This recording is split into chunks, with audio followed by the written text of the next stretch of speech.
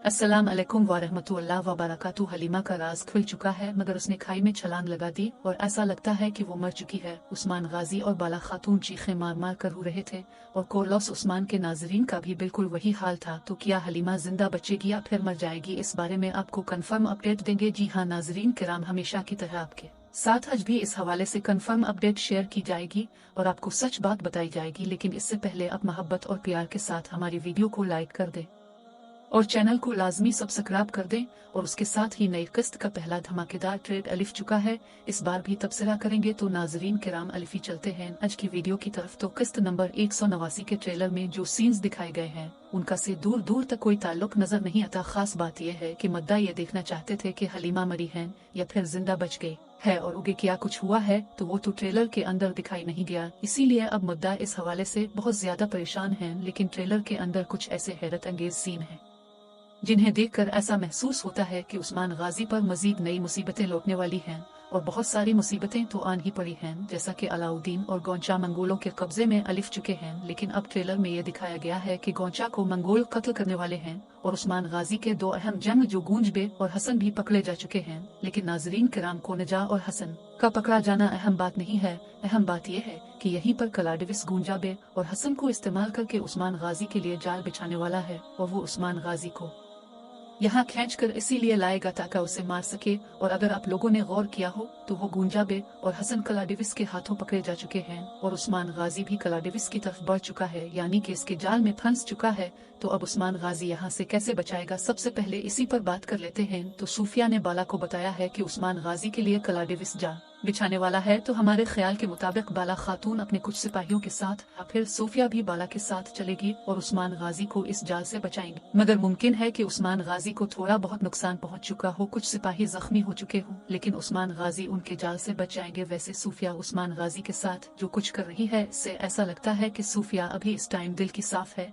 लेकिन उगे क्या करती है ये तो उगे ही देखा जाएगा। मगर कलाडिविस का मकसद वाज़ेह है, वो मंगोलों के साथ मिलकर उस्मान गाजी को शिकस्त देना चाहता है और इसी शिकस्त के बाद वो सल्लल्लाहु अलैहि वसल्लम का हुक्मरान बनना चाहता है। मतलब ये है कि वो मंगोलों के अंदर रहकर बरसा पर हुक्मरानी करना चाहता है और सूफिया ऐसा कभी नहीं चाहेगी। सूफिया का मकसद उस्मान गाजी के साथ रहकर इससे इत्तेहाद करके मंगोलों की मुसीबत से जान छुड़ाना है और वो समझती है कि इस तरह बरसा मंगोलों के कब्जे से बच जाएगा। और यहाँ तक बात है उस्मान गाजी की, तो नाजरीन किराम सूफिया के मुताबिक उस्मान के अंदर इतनी ताकत नहीं है, मतलब कि उस्मान गाजी अपनी फौज के लिहाज से इतना ताकतवर नहीं है कि वो बरसा को फतेह कर सके। इसीलिए अभी वो उस्मान गाजी के साथ रहेगी ताकि मंगोलों की मुसीबत से जान छुड़ाई जा सके। और तारीख के मुताबिक भी उस्मान गाजी को बरसे कला फतेह करने में 10 साल लगे थे। 10 साल के अरसे तक उस्मान गाजी ने बरसा का बहुत मुआवजा किया था और बाद में जब उस्मान गाजी बिस्तर मर्ग पर थे और मुसीबत में मुब्तला थे और जब मौत के धाने पर थे, तो इस दौरान और रहमतुल्लाह गाजी ने यह कला फतेह किया था। तो इसका मतलब है कि सूफिया की सोच भी कुछ हद तक सच है।